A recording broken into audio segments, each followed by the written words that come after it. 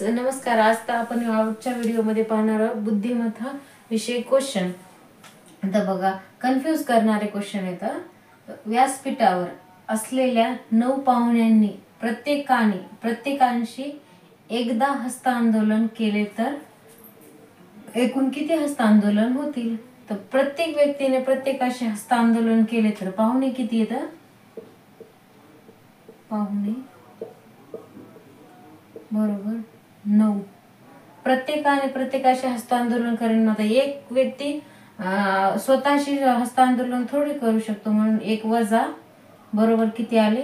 8 बुडले. तर आता बघा, प्रत्येकाने प्रत्येकाशी हस्तांदोलन केले तर हे 8 जशास तसे खाली घ्यायचे.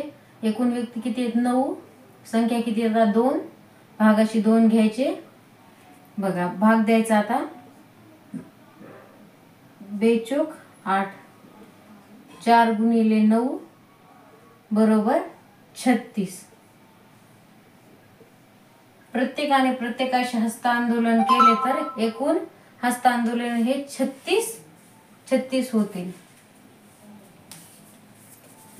चला तर आपण आणखीन एक क्वेश्चन पाहूया. एका किल्ल्यावर 700 सैनिकांना 30 दिवस अन्न पुरते. 10 दिवसानंतर 300 सैनिकांना जास्तीचे अन्न आले तर किती दिवस पुरेल? तर बघा, किती दिलेले आहेत सैनिक?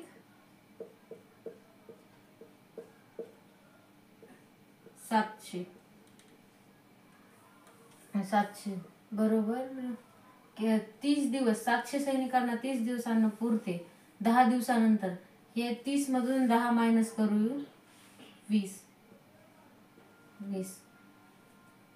तर बघा, एकूण सैनिक किती येतं? हे 700 हे 300 किती झाले?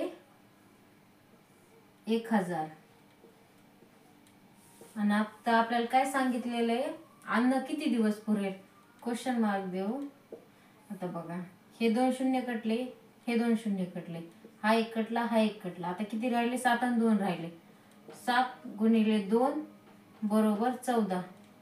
14 दिवस अन्न पुरेल.